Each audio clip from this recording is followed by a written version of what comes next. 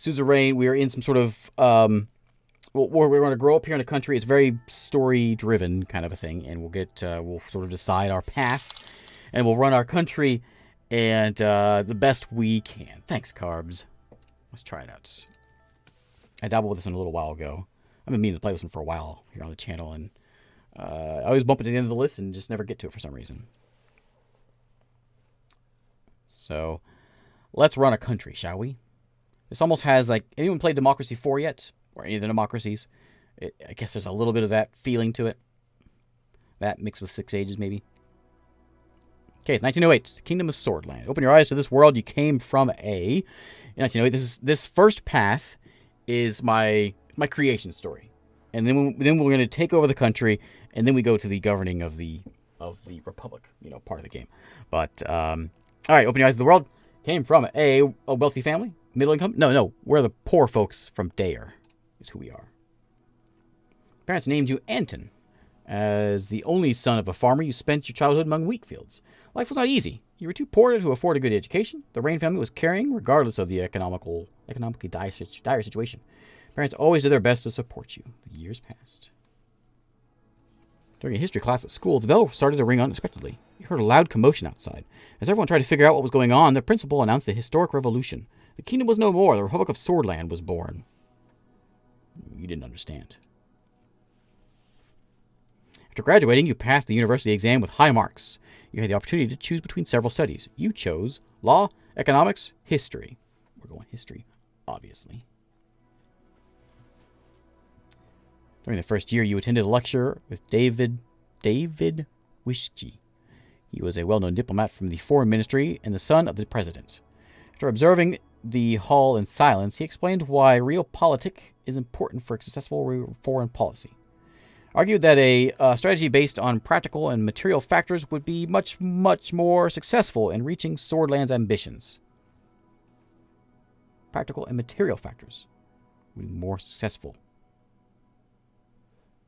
My only concern was passing the exams,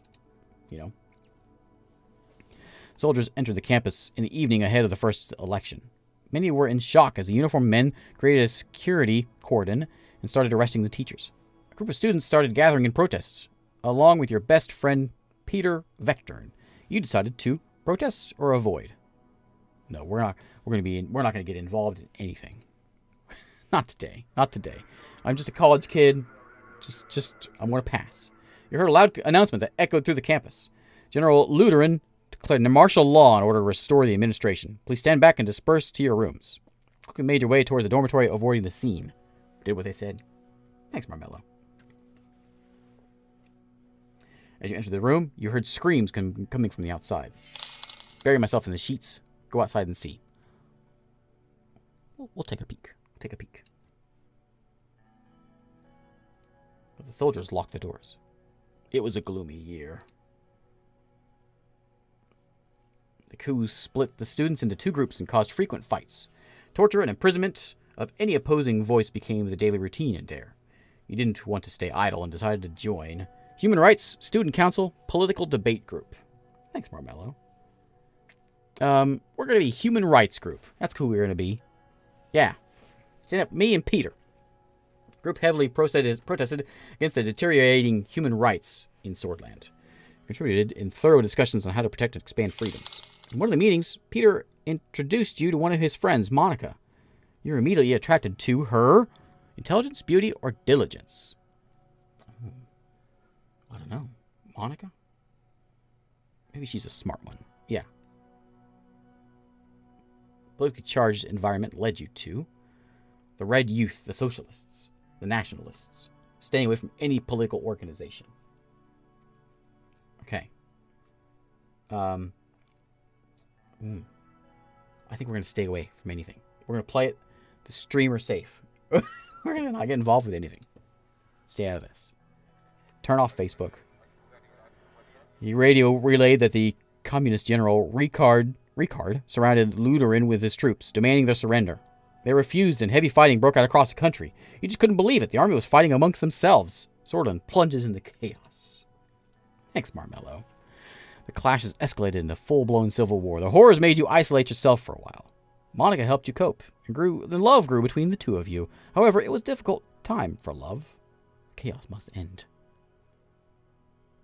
Charismatic Colonel Tarkin Sol orchestrated a sudden coup, brought an end to the chaos. He wrote a new constitution and restored stability. People saw him as a savior. Thanks, Carbs.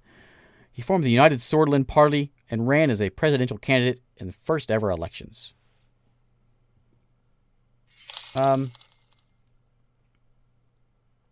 Yeah. I'll vote. I'll vote for him. Yeah. USP won the election by a large majority. After graduation, you kept seeing Monica and noticed her interests to marry. Oh. However, a letter arrived from the military calling you to fulfill your compulsory service. It was time to fulfill your national duty. Devastating civil war broke out in the neighboring country, Wayland. Distinguished Major Lucif Lancia ordered you to lead your squad on a border patrol mission. It was a very cold winter night when you began marching out of the Gumrin outposts. You could see your breath. Thanks, Carbs. After several hours of marching through the snowy hills, distant noises were heard. Visibility was too low to confirm the source. The squad crawled forward in formation and found a spot to observe. A group of refugees had made it beyond the border fence. You escort them back. A group of refugees from the place. Yeah, they can let them slip through. It's fine. Because this country's great. After the patrol, Major Lancia, arriving with anger, immediately relieved you of your command, calling you a disappointment. One of your squad members had reported your actions. After several months of scrubbing the floors as a punishment, your duties ended and you went back to work civilian life. You and Monica decided to share your lives together. After receiving the blessing of her parents, the ceremony was held in Holsard. Thanks, Marmello. During the same year, you worked hard to secure a high-paying job at the governing United Sordland Party. It was much more difficult to start your career on a good foot because of the refugee incident, but you still managed. Working for the ruling party was easiest. Financial compensation was too great to pass up. Best opportunity to change our country for the better. Yeah, you know what? Something clicked that day, and now we just want to make our country better. You became the foreign policy assistant to one of the more experienced members of the assembly. You worked long and hard, staying late to work and reviewing dozens of foreign policy plans. You were climbing the ladder. Oh, if Monica dies, I'm going to be mad. Things were also looking up for the country as a massive economic boom continued. People were the happiest they'd been in a decade. Not too bad since it's the 30s. Election time came and it was decided. President Tarkin Sol was elected once more. Preparation for the most comprehensive trade agreement with Agnolia was occupying most of your personal time. But your significant contribution to the trade talks triggered an invitation to meet President Sol himself, offering you a key position. You were to become the youngest member of Assembly. Right away, or with doubts? Yeah, I'm in. As the youngest MP, it was difficult to connect with the influential inner circle. You needed allies, so you brought Peter as your right-hand man. The birth of your son, Frank, provided a brief moment of joy and relief. I sacrificed work to spend time with family. Sacrificed family to improve position in the party. Yeah, family first, buddy. During your absence, Peter found trustworthy contacts and strengthened your position in the party. Thanks, Peter. At the same time, President Sol increased his authority over the years. His growing ego started to cause strife within the party. Oh, President Sol. No. Well, we're in the intro bits. We're gonna get to the real game here in a minute. Once we get to the end of this. President Sol barely secured a majority in the election against the opposing leader. Over the past year, people were growing discontent with corruption, with the worsening quality of life. Meanwhile, calls for a United Sordland Party Congress became louder as leadership struggled to brew. You, watch from sidelines, supported the president. Yeah, internal opposition. Yeah, we're stepping up. You gave your support to Ewald Alfonso, a reformist and talented business magnate who was the main contender for party leadership. Meanwhile, in a desperate effort to secure votes before the Congress, Sol was meeting party members one by one. He didn't approach you. Oh, he knows something. Party Congress was nothing short of impressive. Banners of United Sordland were decorating every possible spot. Thousands of influential political figures, lobbyists, benefactors gathered at this turning point. Voting for the party leadership began. Who do we go with?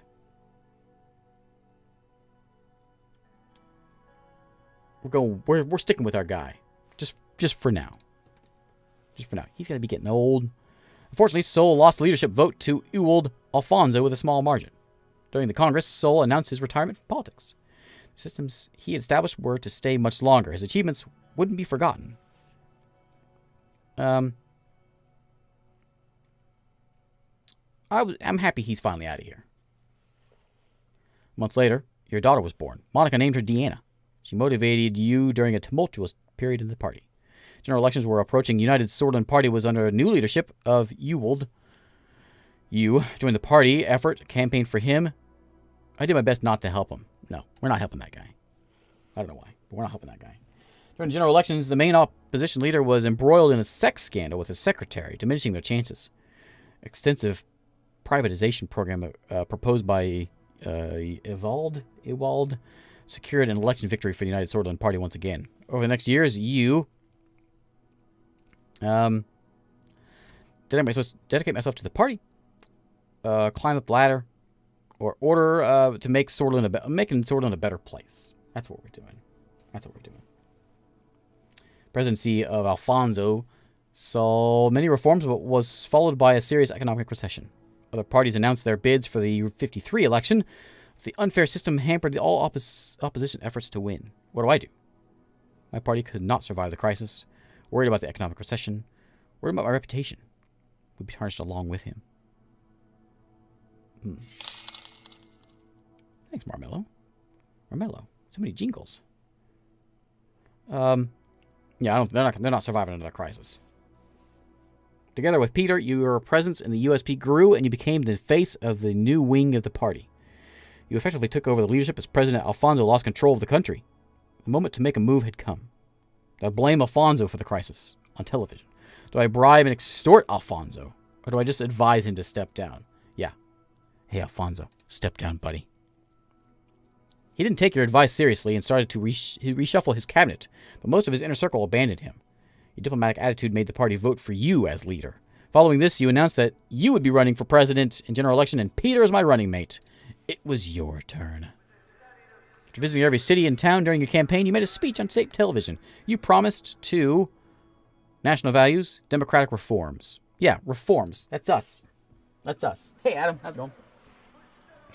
People are tired of empty promises. We need fundamental change in our institutions and government. Solid and transparent democracy awaits us. Brothers and sisters, a new constitution and a new age is upon us. Raise my fist in the air. Election day, millions went out to cast their votes. It was time to face the truth. All right, let's play the game.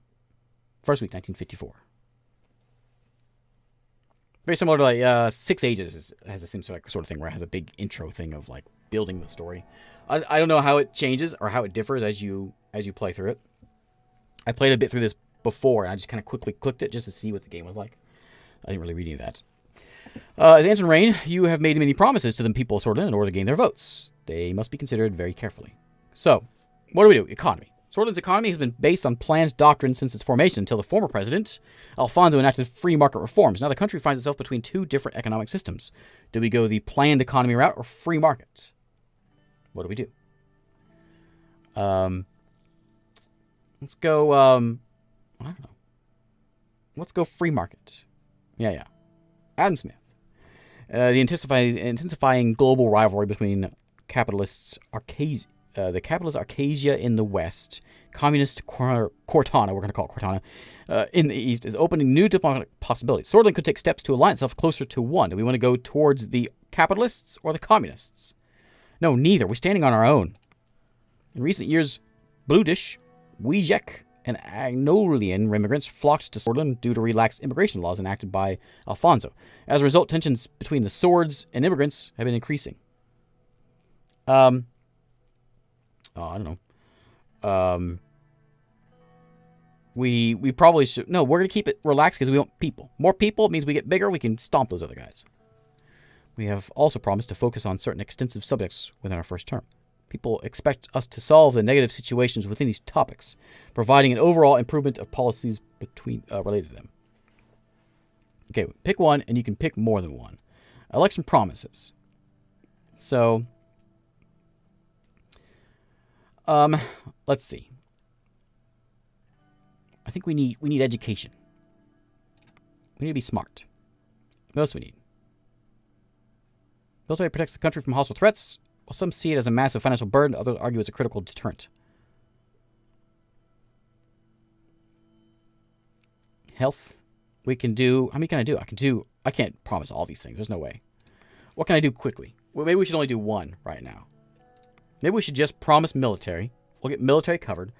And then we can go and ease into the health and the education. What do you say? They'll be remembered. They will have consequences. Yes. 2 weeks have passed since the election. And now I was about to be sworn in as the 4th president of Sordland. Thousands were watching the inauguration ceremony, cheering my name, President Rayne. Why can't I put my own name in there? The die was cast. In the distance, the Maroon Palace stood on top of a famous hill of pride. I had no way of knowing what future awaited me there. I looked at my family, my son, my daughter, Frank and Deanna were next to me, Monica, my wife, her eyes glimmering with pride. Then I turned towards the key people who made it all possible. Peter! Each individual was promised an important position in my cabinet. And as my thoughts slowly faded away, this reality of the situation dawned on me. Orzo Hawker, Chief Justice of the Supreme Court, was waiting for me. Time for the oath has come. It has indeed. Please repeat after me. I solemnly swear. I will respectfully execute the office of the President of Sordland. Do my best to the ability to preserve, protect, and defend. Yada, yada, yada. Sordland. Deliver your inauguration speech, Mr. President. It's been an honor. Dear citizens of... my fellow swords. Started out nice and, casual. I'm one of you. They looked eager to listen to me. Idea of unity, current dire situation, change, and hope. I don't know. I think we want hope. I think change and hope. The people have chosen together. We will bring prosperity and reform to our nation. It's time of hope, time of change. Talk about the issues that plague us, our capabilities. No, we've got to keep it optimistic. Keep it on the up. We stand together. We can prevail. Yeah. I promise you, we will stop the recession, eliminate poverty. Future awaits us. Sordland is all above the world, or will rewrite our broken constitution in 1929. No, future awaits us. Time for a united, powerful Sordland once again. Change now, not in the next decade or years. Today, capacity as a nation has never been greater. Yeah, time for a united and powerful Sordland once again. Yep. Hundreds of thousands cheered. They were shouting my name in unison. I felt the responsibility, the power, and the burden all at the same time. Just enjoy the moment. Don't raise your fist. You're not a dictator. Put your hand down.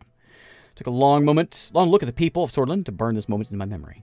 Not a dictator yet. Thanks, Marmello. One of the presidential guards came by to notify me that it was time to leave. Made my way to the leading car in the motorcade. The presidential state car was a jet black Cadilla with flags of Sordland above the front headlights. Next to it, a man was holding the door. Hello, Mr. President. Still under the effect of the speech I made, hearing my new title made me smile. If you allow me to introduce myself, I'm Serge, your new driver. Hello, Serge. It's an honor? No. In my country, we don't put yous in honor. First act. Respectfully bowed his head before opening the car and gestured inside. I entered the car, heading towards the palace. Okay, motorcade moved on the way. He proceeded to explain his duties as a driver. Minutes passed by. I found myself lost in thoughts again, barely paying attention to what he was saying. So he made a gesture towards the now closer palace. Isn't it a beauty? He was right. Under the sun, many maroon-colored domes of the palace were shining brightly. So much I had to look away. Every time I look at it, I'm reminded of my duty as this nation. To this nation.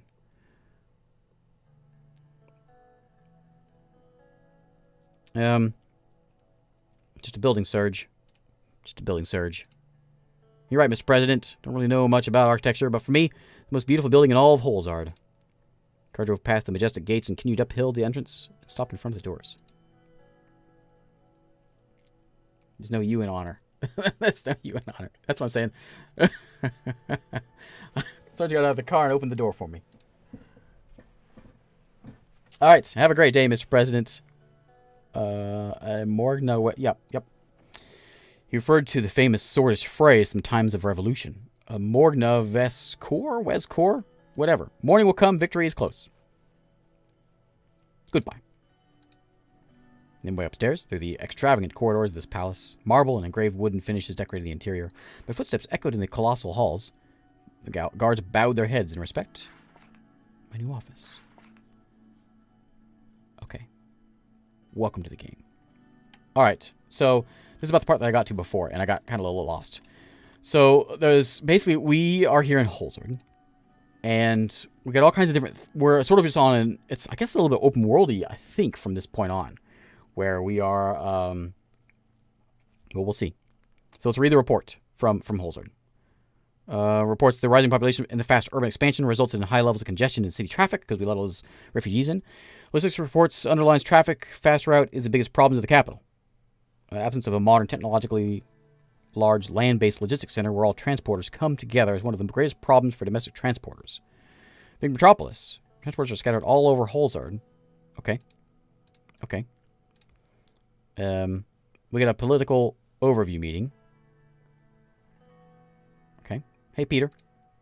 We did it, Anton. We won. Finally. Years of hard work paid off. In our university years, could you imagine we'd be sitting in this maroon palace? No, I hid in my dorm room. Let's celebrate then. We celebrate at the ball. No time to celebrate. We have work to do. No, you know what? Take a moment.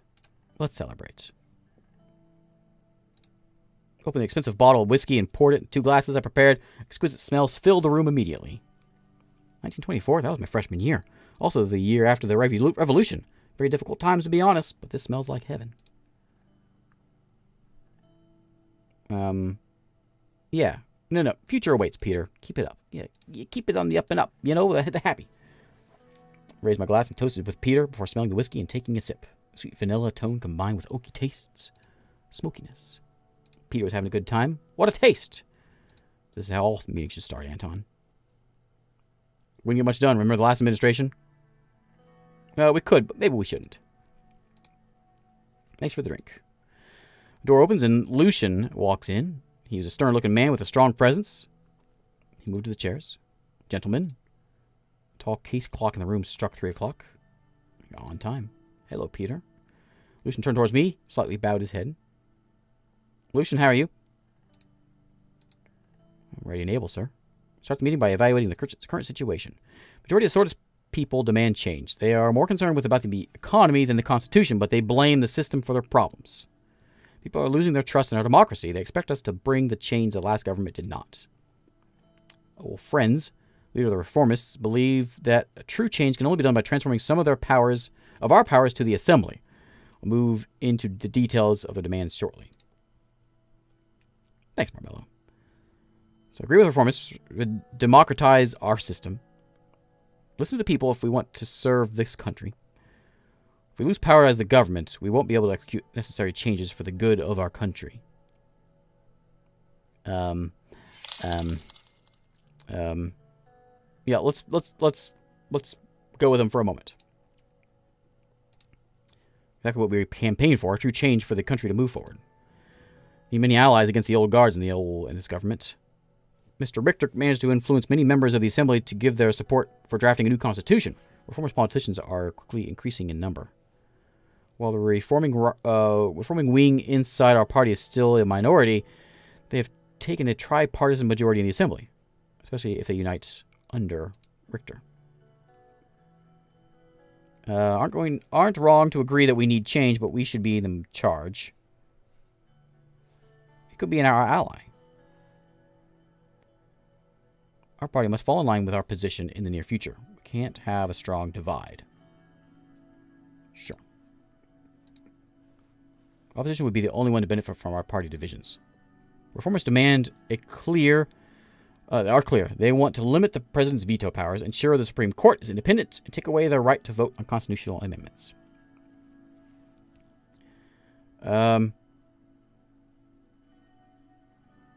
Do we want to go? I guess it's a choice. Do we go dictator or do we go democracy? I don't know.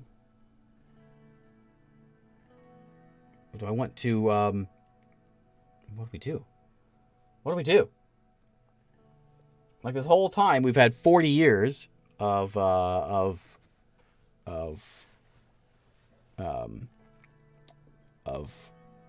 authority.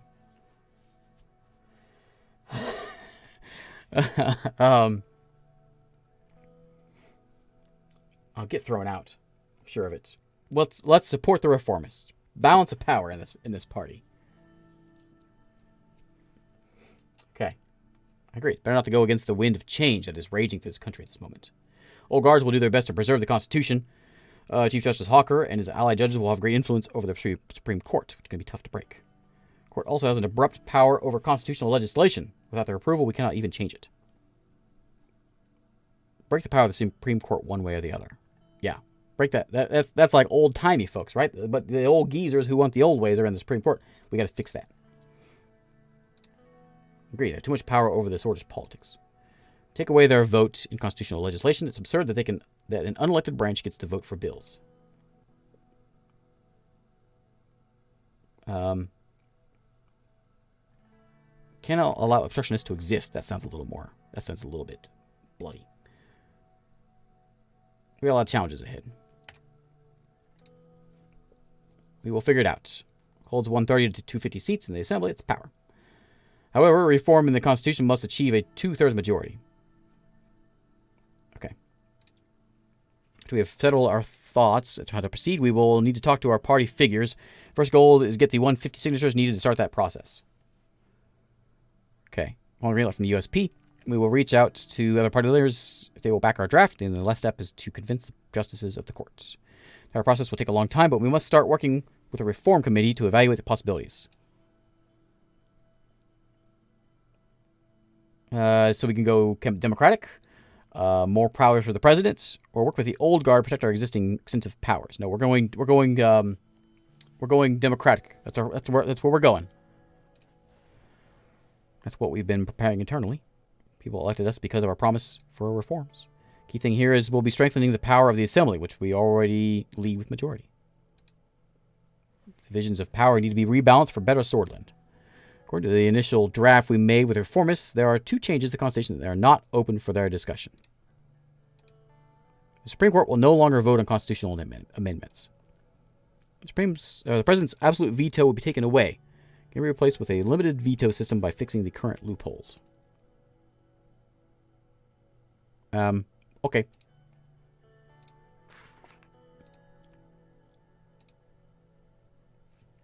We will form a reform committee with all parties, start reaching out to all stakeholders in the Assembly and the Court for a new constitution.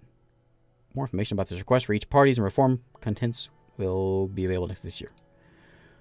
Okay, we must be aware of the Lotherberg Group. Oligarchs convene under the group to influence economic policies. According to reports, some members of the National Business Council are in their pockets. We should surely try to bribe us for their special economic interests.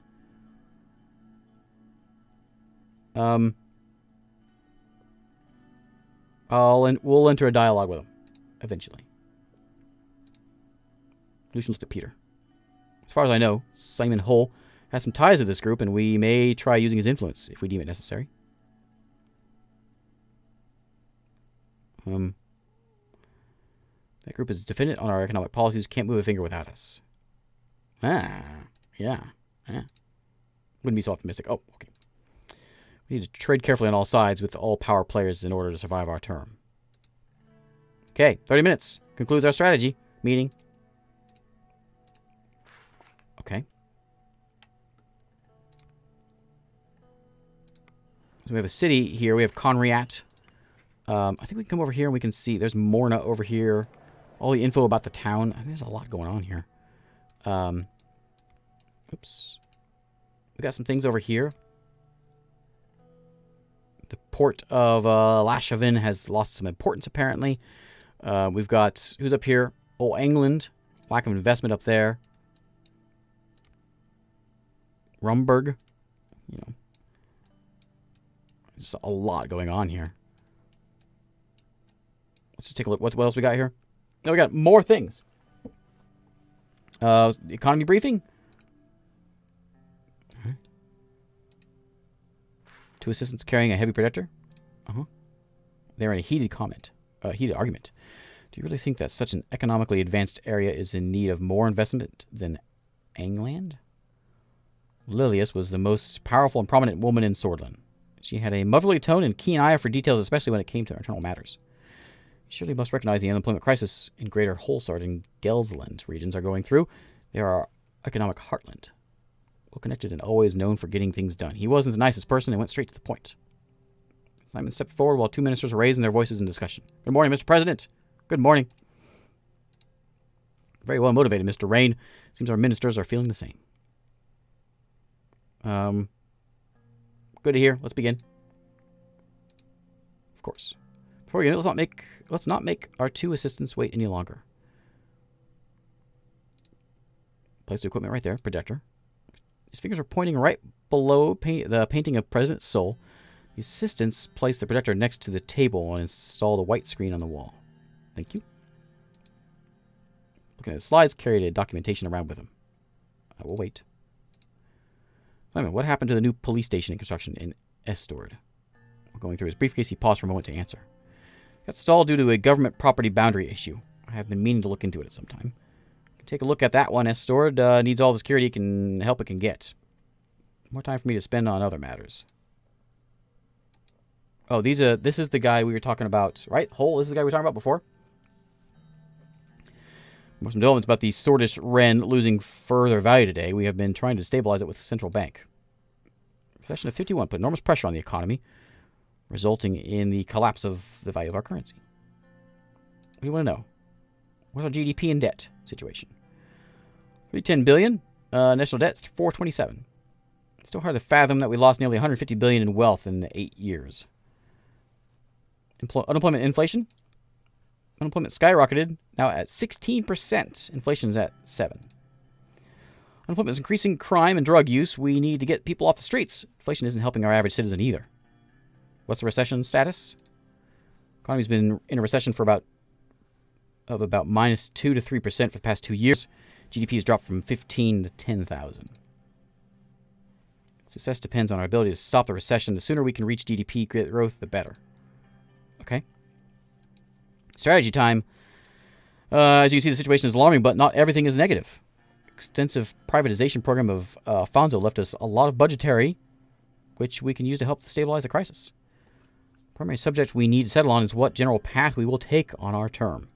Solonomics-based nationalization happened in the 30s, and Alfonso's privatization began during the end of the 40s. What will our administration focus on?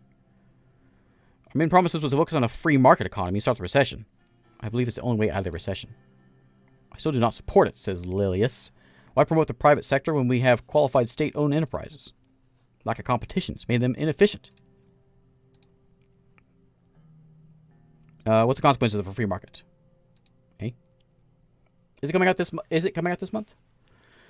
Not many, but one could say they are much more likely to be influenced by the world economy, right? Important to think about this subject too, because upswings of world economy reflect on ours too. Global economy crashes, so do we. Okay. Last thing we need is a chaotic economic plan. Another important point, which is direct impact on our economy superpowers. We've done well not aligning ourselves with any of them. Economically speaking, an isolationist policy overall could only work if we reap the benefits of both spheres of the rivalry. Very dangerous. We're very cautious. Okay. Not be controlled. So let's right along the policies.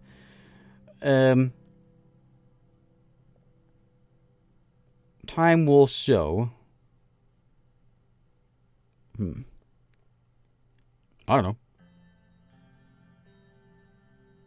I'm going to say, I haven't decided. A deal that would surely come out with more profit while our people would suffer from it. We don't know that. We should wait and see. With the deals we could get by aligning ourselves with a strong country like Arcadia, a recession would surely end in no time. Let's not get ahead of ourselves. Minister Wishy will be in charge of informing you on types of foreign policy decisions, but first we must decide on our internal economic plan. Thanks, Marmello. Would a free market give us stronger allies?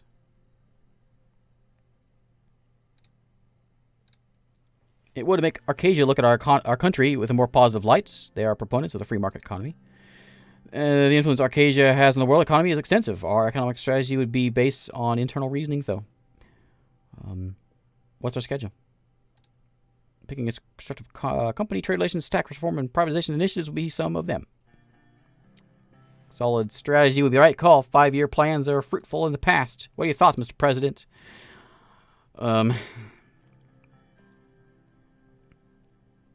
Look at opportunities for privatization, create financial resources. Doesn't require much guidance. Could help us attract a foreign capital. Let's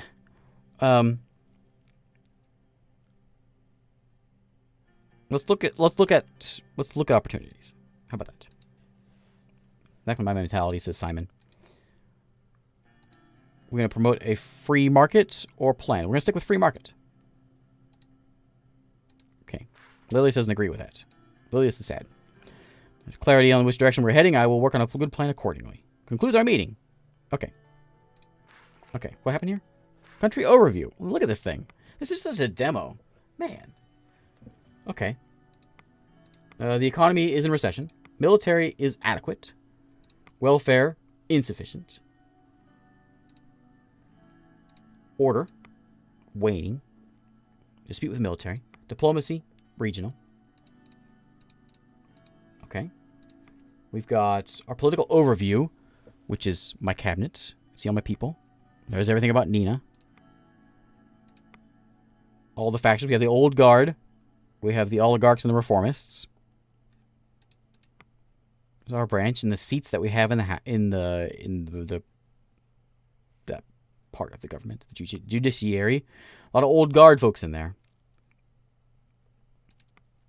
There's our Supreme Court. Notes. Yeah, we need some notes and settings. But then we can also go. We got 12 things. Look at all the news we've got today. We have the radical paper. We got the economists, the geopolitical, Sordland today. Look at all this. I got to call it a day here, though. This is crazy.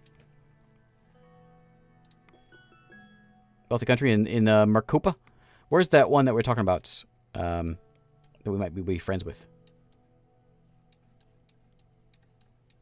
It was not that one. Where was it? Maybe they're further away.